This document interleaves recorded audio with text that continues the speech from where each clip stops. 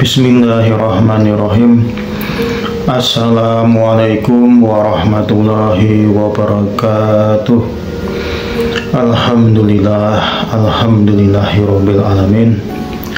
Nahmaduhu nusalli wa sallim ala rasulihil karim. Amma ba'du. Dari Sayyidina Anas radhiyallahu anhu, sesungguhnya baginda Rasulullah sallallahu alaihi wasallam bersabda, apabila kalian melewati taman-taman surga, maka makanlah sepuas-puasnya.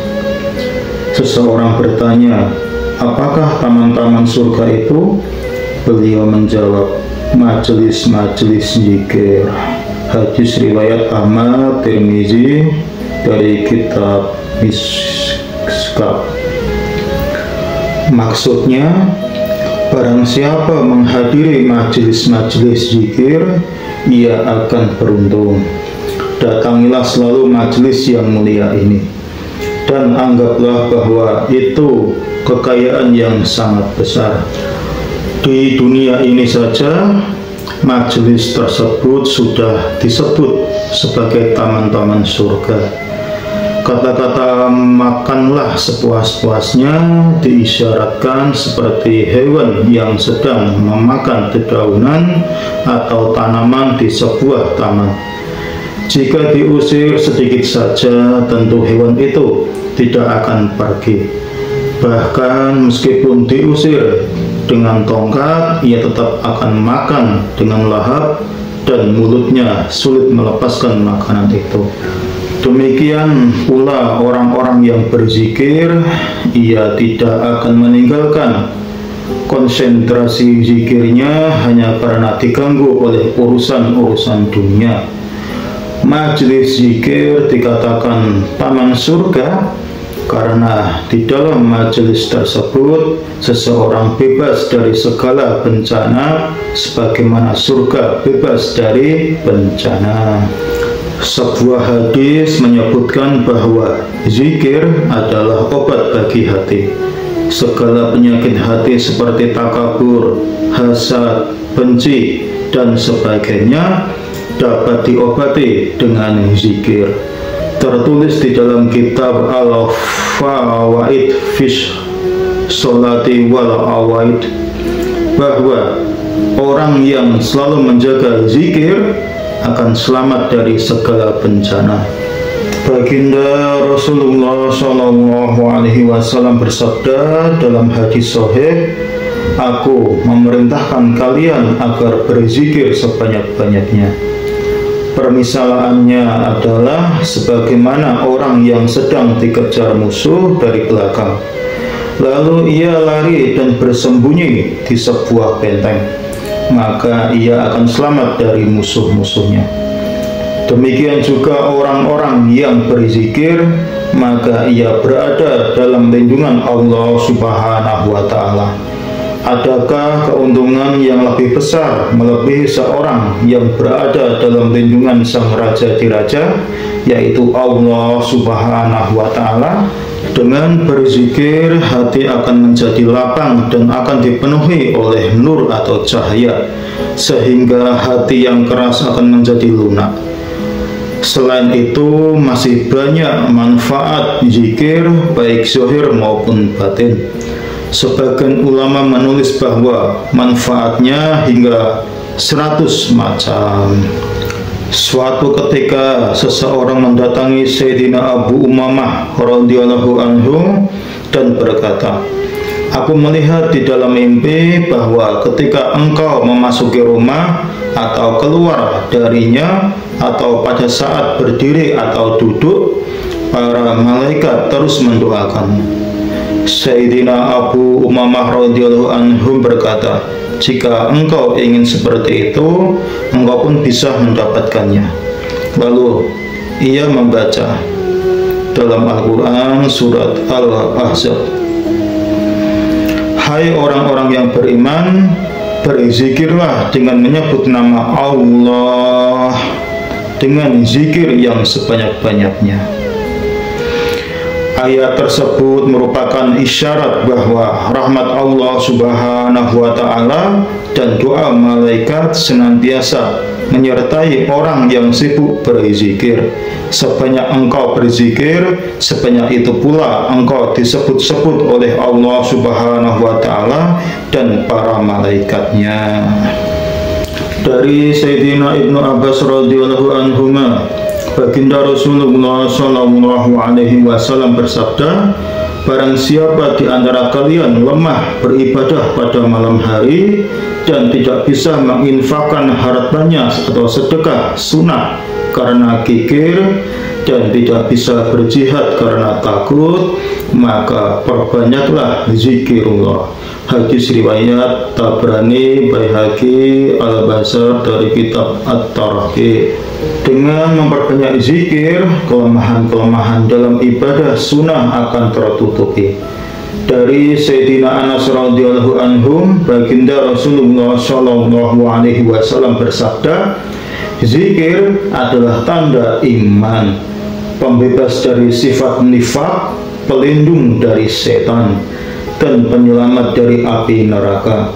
Karena manfaat-manfaat di atas, ditetapkan bahwa zikir lebih utama dari beberapa ibadah, terutama dapat menyelamatkan dari penguasaan setan.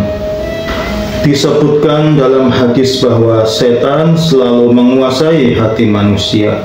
Jika ia berzikir kepada Allah Subhanahu wa Ta'ala, maka setan akan mundur ke belakang dalam keadaan lemah dan hina. Jika seseorang lalai, maka setan akan memasukkan bisikan-bisikan buruk ke dalam hatinya. Oleh sebab itu, para ahli tasawuf berlatih memperbanyak zikir agar hati tidak terpengaruh oleh bisikan-bisikan buruk. Kekuatan zikir membuat hati mampu melawannya. Para sahabat radhiyallahu anhum memperoleh kekuatan rohani sampai derajat yang sangat tinggi karena keberkahan berdekatan dengan baginda Nabi Sallallahu Alaihi Wasallam, sehingga mereka tidak perlu latihan-latihan zikir seperti kita. Zaman ini hati manusia telah mencapai suatu derajat kerusakan yang sangat parah karena zaman semakin jauh dengan zaman baginda Rasulullah Shallallahu Alaihi Wasallam. Oleh karena itu sangat diperlukan menambahkan latihan-latihan zikir sebagai ramuan penguat hati. Walaupun kita tidak mungkin mencapai derajat sebagaimana derajatnya para sahabat radhiyallahu anhum, tetapi seandainya penyakit hati kita tidak semakin buruk, sudah merupakan keberuntungan dan hasil yang baik. Ada sebuah cerita tentang seorang wali Allah yang berdoa agar Allah Subhanahu wa Ta'ala membukakan pintu gasyap baginya, yaitu bagaimana setan menggoda dan memasukkan bisikan-bisikan buruk ke dalam hati manusia. Maka Allah Subhanahu wa Ta'ala mengabulkan doanya. Ia dapat melihat setan itu berbentuk seperti nyamuk duduk di belakang pundak seseorang, lalu mengarahkan belalainya yang panjang seperti jarum ke arah hati yang terletak di sebelah kiri dada.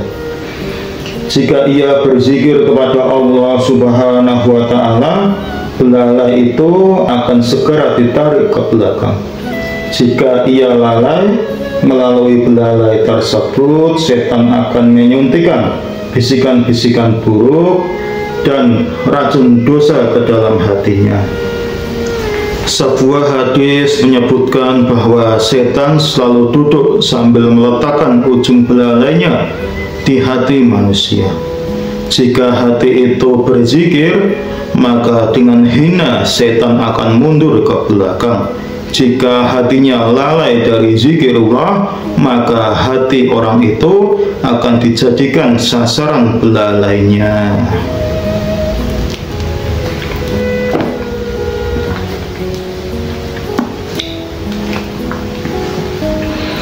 Alhamdulillah. Alhamdulillahirabbil alamin. Sekian yang bisa tersampaikan pada kesempatan kali ini.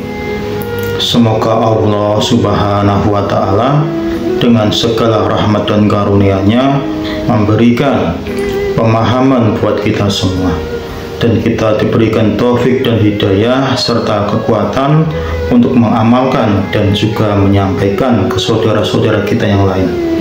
Supaya apa, jamaah yang mulia? Supaya amal agama, ilmu agama bisa tersebar luas ke dalam hati setiap hamba-hamba Allah Subhanahu wa Ta'ala, sehingga dengan hati yang penuh dengan nur iman, nur Islam, nur tauhid dan nur mahrifat, maka setiap hamba akan dapat mengamalkan agama secara sempurna. Sehingga apa? Sehingga kita sama-sama akan mendapatkan hidayah, ridho dari Allah Subhanahu wa Ta'ala, sehingga bersama-sama akan mendapatkan keselamatan, kemuliaan, dan keberkahan hidup di dunia, juga hidup di akhirat.